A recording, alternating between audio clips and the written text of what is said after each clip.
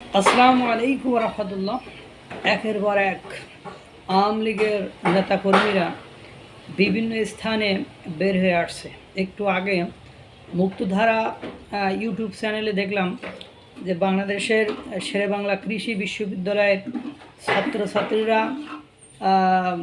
আপনার জয় বাংলা জয় বঙ্গবন্ধু স্লোগানে এবং বিভিন্ন আওয়ামীপন্থী যে স্লোগান, সেই স্লোগানে মুখরিত করে শেরেবাংলা কৃষি বিশ্ববিদ্যালয়ে মিছিল করছেন, বিক্ষোভ মিছিল করেছেন।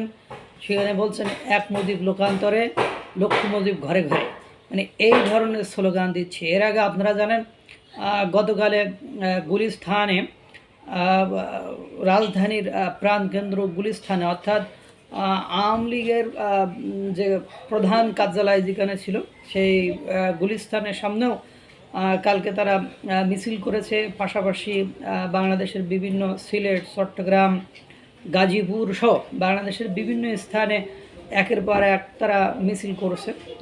ভারতের সাথে বৈঠকের পরে এবং আমেরিকার দ্য নিউ ইয়র্ক টাইমসের প্রতিবেদনের পর থেকে আমি একটা জিনিস লক্ষ্য করছি, আওয়ামী লীগ মোটামুটি বিভিন্ন স্থানে মিটিং করে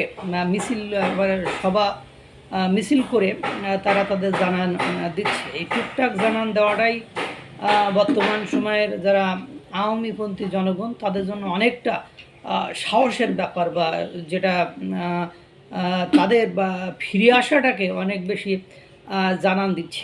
এবং একজন সংবাদকর্মী দেখলাম তার ইউটিউব চ্যানেলে বলছে যে আওয়ামী লীগ তো নিষিদ্ধ কোনো সংগঠন নয়, তাহলে আওয়ামী লীগ কেন মিছিল করতে পারবে? তো ঠিক এটা একটা সঠিক কথাই বলেছে যে আওয়ামী লীগ তো নিষিদ্ধ কোনো রাজনৈতিক দল নয়, বা আওয়ামী লীগ নিবন্ধন বাতিল করা হয়নি। যারা অপরাধী তারা যে দল মত সংগঠন রাজনৈতিক দল মতাদর্শের হোক না কেন, তারা তো পানিশমেন্টের আওতায় আসবে, এটাই স্বাভাবিক। কিন্তু